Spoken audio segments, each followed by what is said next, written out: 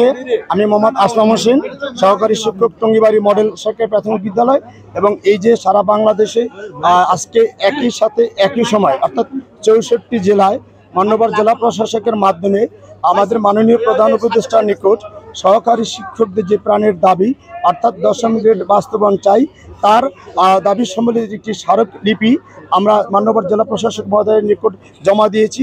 নেতৃবৃন্দকে তাকে আমরা অনুরোধ করছি যে স্যার, আপনি আমাদের পক্ষ হয়ে অর্থাৎ এই শিক্ষকদের পক্ষ হয়ে মাননীয় প্রধান উপদেষ্টার নিকট এটি পাঠিয়ে দিবেন এবং যথাযথ কর্তৃপক্ষের দৃষ্টি আকর্ষণ করবেন।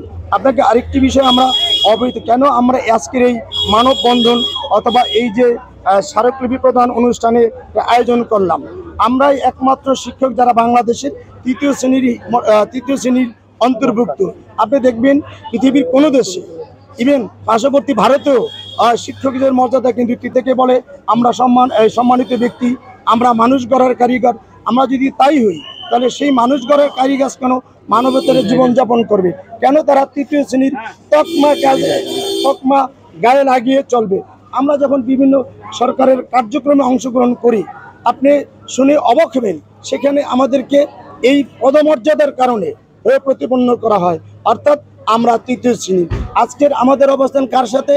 আমি সম্মানিত ড্রাইভারদের প্রতি শ্রদ্ধা রেখে বলছি, আমার অবস্থান হয় তার সাথে। আসলে কি তা হওয়া উচিত না? সেই জন্য আজকে সারা বাংলাদেশে একসাথে একযোগে এক দফা এক দাবি 10ম গ্রেড চাই, আমরা দ্বিতীয় শ্রেণীর পদমর্যাদা চাই। পাশাপাশি সহকারী শিক্ষকদের পাশাপাশি আমাদের সম্মানিত প্রধান শিক্ষক যারা আছেন তাদেরকে 9ম গ্রেড এন্ট্রিপদ ধরে আমাদের এই দাবিগুলো যেন সরকার অর্থাৎ যথাযথ কর্তৃপক্ষ বাস্তবায়ন করে, তাহলেই যেই আমাদের সোনার বাংলা গড়ার যে দৃঢ় প্রত্যয়।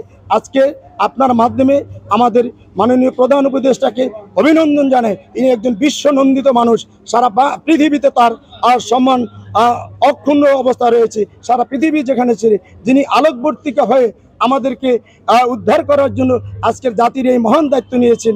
আপনার মাধ্যমে এই মিডিয়া ভাইদের মাধ্যমে সম্মানিত মাননীয় প্রধান উপদেষ্টার নিকট আমাদের স্বনির্বন্ধ নিবেদন, আপনি শিক্ষকদের দিকে নজর দেন, শিক্ষকদেরকে দ্বিতীয় শ্রেণীর পদমর্যাদা দেন, অর্থাৎ সহকারী শিক্ষকদেরকে দ্বিতীয় শ্রেণীর পদমর্যাদায় ভূষিত করেন এবং প্রধান শিক্ষকদেরকে 9ম গ্রেডের অর্থাৎ 1ম শ্রেণীর পদমর্যাদা ভূষিত করেন।